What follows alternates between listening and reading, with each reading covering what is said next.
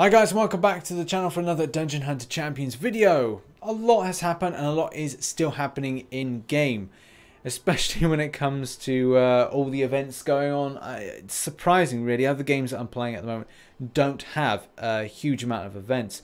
The King of Fighters has been like it's a really fun alternative, and it's good to see those special events going into that boss raids kind of section, wherever it is.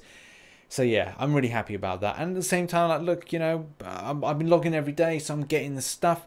I'm hopefully, and this is the next thing I want, the day. Well, I want the day 21. That's the main thing, because I've got a King of Fighter that I just want to take further, but I can't because I'm low on the KOF Mighty Spirit Elixir, because we've got new elixirs, which is cool. It's quite unique.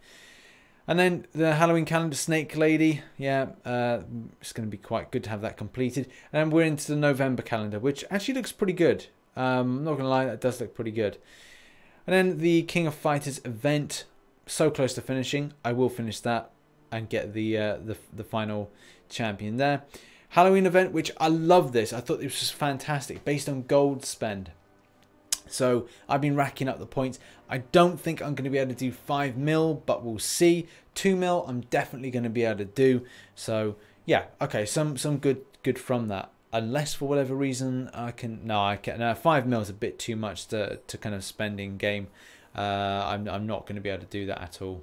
The black market has also been quite good with things like rare discs, fully formed rare discs being put in there, and also some fragments of legendary discs. So you know, that's pretty cool to see that entering into the black market, which I feel is premium content that within game that you can actually buy with in-game currency, and that's just incredible. Obviously, other games that I play, it doesn't feel like that is the case unless you do extensive grinding. However, if you earn the gold, you're then able to respend the gold, which gold is easier to obtain in this, to then get it, boom, spent on the stuff that matters. And it's a double whammy because you're spending about, I think it's like 150k gold, which then helps for the Halloween event. So well done, Gameloft. Must commend you on this. Has been a very good event.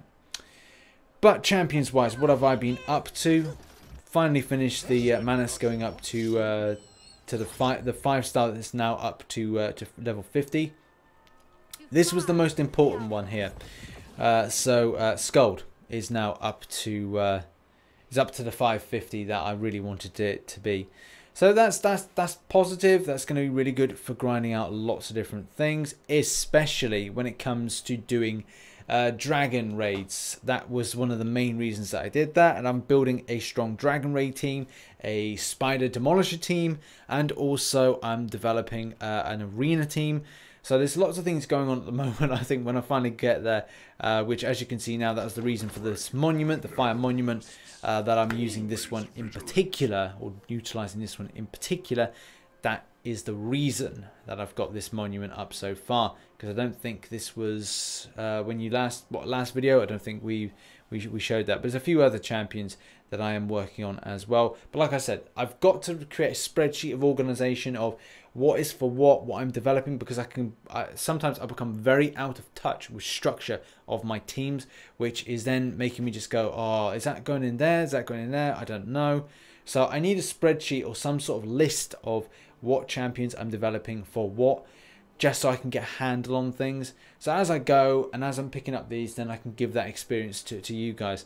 And the reason that I chose Monument as an arena champion to improve is because I'm going up against a lot of them in arena battling, and I'm thinking, right, okay, I'm not getting past these. A lot of people have these, so why don't I have one of these?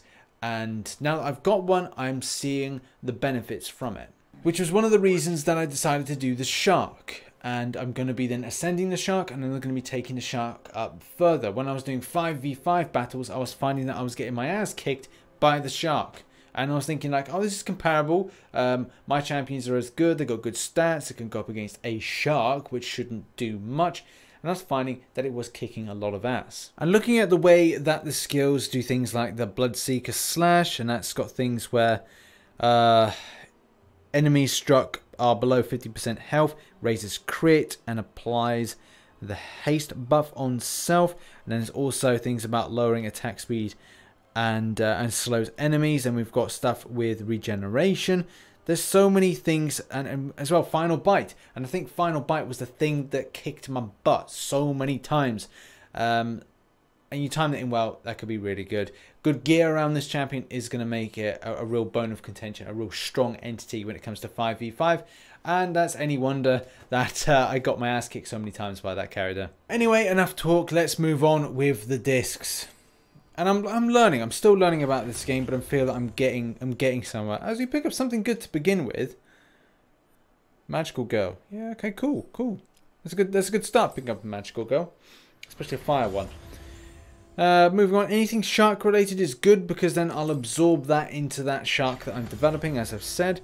And still with the golems, the kind of, I can't remember what they're called, they're kind of elementally type things, like rock things. I don't know, I refer to them as golems. I'm probably completely wrong with that, but yeah, I like absorbing them into one that I'm developing, which is for spider demolishing. So that's part of the spider demolishing team that I'm trying to kind of set up at the moment. So yeah, good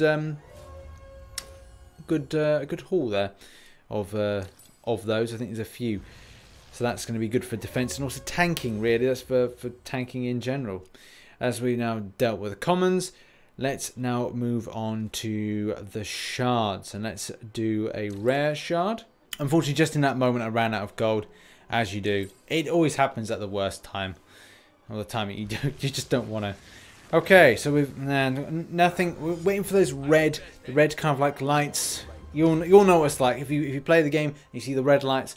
That's good. That means you're going to get a good champion from that. Whether or not it's a 4, it's hard to say. We're going to return back in a moment to the light and the dark because I think they're going to be good. I've only got the 1, but I'm hoping for something decent out of that. Something that I can utilize. I mean, I've just had I can't remember what it's called, like a boomstick person, a person that kind of like fires stuff. I can't remember the name. I pull so many rangers, it's painful. And derby girls, that's something I do not like. But still saying good. Well, I'll see. Offensive or defensive, could be something I develop in the future. I don't know. I don't know if it's really for me. Would be nice to get a 4. I really would. Basilisk, yeah, okay. Well, this may be something I really want to develop further. So this may be part of a new crew that I'll be setting up. And like I said, I'm going to probably do a tips video and like look at structuring through a template concerns and trying to kind of structure how and what teams are put together for what reasons, so I can then refer back. As we pick up a ranger, which, man, I do not rate that ranger whatsoever. But it has meant that I've just got an achievement, which I think is going to be about unique champions. But the moment has come for 4 attempts at a vampire, which, I don't think is going to be happening. But it would be nice to see at least a 4-star from this, because at the moment it's just 3s. But loads of derby girls, so that could be good. If I choose to develop the derby girl, the fire one, then I could just increase the skills. And still no 4 or 5-star. We seem to be very out of luck here as I pick up another water boon sister. Yeah, not exactly as I said what I'm looking for. It's mainly about the 4s and the 5s today. Come on, can we get a 4 or a 5? It doesn't look like it. It's just another. Is it Sentinel? Yeah, another Sentinel. I'm getting loads of fire Sentinels, which I'm just not interested in at the moment. And another 3, which again disappointing. Would be nice for a little bit of luck, but it's a fairy. Still not good. Okay, so it has actually been quite disappointing, which it happens sometimes that you just don't get what you're hoping to get. But this is this basalt that I've got here, which I think is what I was talking about, the golem. I'm going to train, and then what I do, and if you should know this, if you haven't, it's important to know. You take 2 of the same type. Doesn't matter if it's different kind of element. You're still increasing the skills, and that's what I'm looking at the moment, is to improve this particular character for, as it says on the tin, helping out with the epic, as in a epic spider demolisher, which like I said, it's part of a crew that I'm setting up that are going to take it down, because I'm struggling with this. I'm going, oh yeah, this one is in this team, that is in that team. Creating that spreadsheet is going to be so much better, but I'll run that through in a video at a later date. Thank you very much for watching this video. If you enjoyed the video, hit that like button and subscribe for more Dungeon Hunter Champions. I've been RichTheMan, and I shall catch you in the next one. Bye bye for now.